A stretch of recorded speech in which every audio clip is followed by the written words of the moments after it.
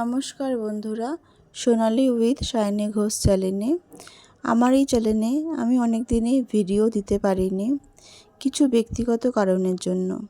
আজকে আমি আপনাদের সাথে শেয়ার করব বিউলির ডাল দিয়ে দই বড়া। দেখুন এই দই বড়া করতে কী রেসিপি আমি ইউজ করেছি। প্রথমে 500 বিউলির ডাল আমি ভালো করে ধুয়ে সারা রাত ভিজিয়ে রেখেছিলাম। আর কী উপকরণ দিয়েছি আপনাদেরকে দেখিয়ে দিই।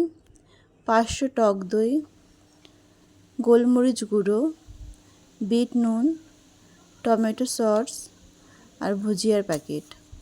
ডালটা আমি মিক্সিতে পেস্ট করে নিয়েছি। এখন এই পেস্ট করা ডালের মধ্যে স্বাদ মতন বিট নুন দিয়ে ভালো করে মিশিয়ে নেব। তারপরে সাইজ মতন বড়া বানিয়ে নেব। আমি গোল গোল করেও বড়া বানিয়েছি, আবার চ্যাপ্টা করেও বড়া বানিয়েছি। দেখুন এদিকে আমার কড়াইটা গরম হয়ে গিয়েছে। কড়াইতে এখন আমি রিফাইন অয়েল দিয়ে দেব।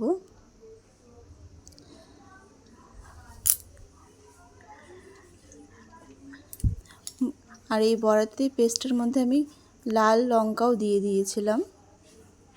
এখন তেলটা আমার গরম হয়ে গিয়েছে। এই তেলের মধ্যে এখন আমি বড়াগুলিকে আস্তে আস্তে করে দিয়ে দেব এবং ঘুরিয়ে ঘুরিয়ে বড়াগুলিকে ভেজে নেব, যাতে বড়াগুলি ভেঙে না যায় এবং লাল লাল করে ভাজা হয় বড়াগুলো। এইভাবে আমি সমস্ত বড়া ভেজে নিয়েছি।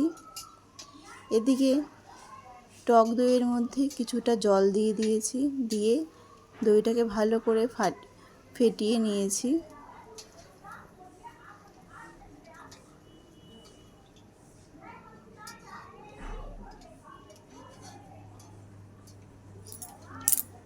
আর বড়াগুলি ভাজার পরে আমি গরম জলের মধ্যে ভিজিয়ে রাখবো।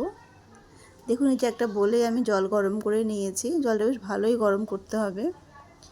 বড়াগুলিকে ভিজিয়ে রেখেছি কারণ বড়াগুলি আরও বেশি করে ফুলে উঠবে, যাতে ভেতরটা একদম সফট হয়ে যায়। দেখুন বড়াগুলি আমার বেশ বড় বড় করে ফুলেও উঠেছে।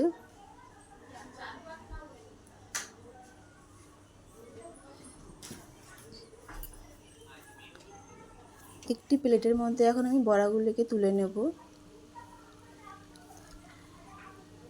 আর একটা বাটির মধ্যে টমেটো সস নেব, তার মধ্যেও কিছুটা জল দেব, দিয়ে সেটাকে ভালো করে ফেটিয়ে নেব।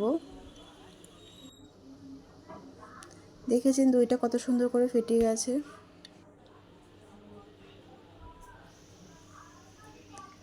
বড়াগুলোকে আমি এখন আপনাদেরকে কেটে দেখিয়ে দিচ্ছি ভেতরটা কত সুন্দর করে সফট হয়েছে। আপনারা প্লিজ এরকমভাবেই ট্রাই করবেন বাড়িতে।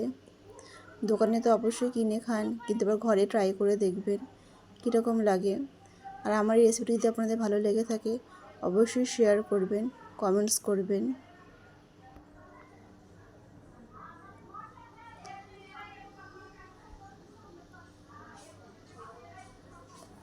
এর উপরে এখন আমি টক দই ছিটিয়ে দেব।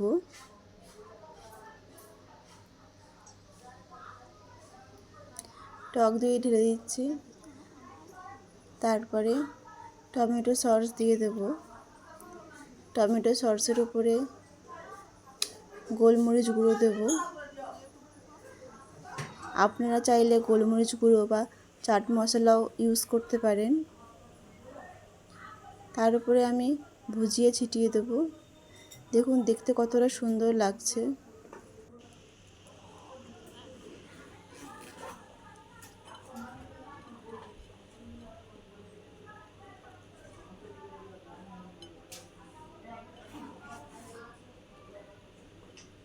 আপনাদের ভালো লাগলে অবশ্যই এটা লাইক করে দেবেন আর আমার পাশে থাকবেন। আমি যাতে আপনাদেরকে আরও অনেক অনেক ভিডিও শেয়ার করতে পারি।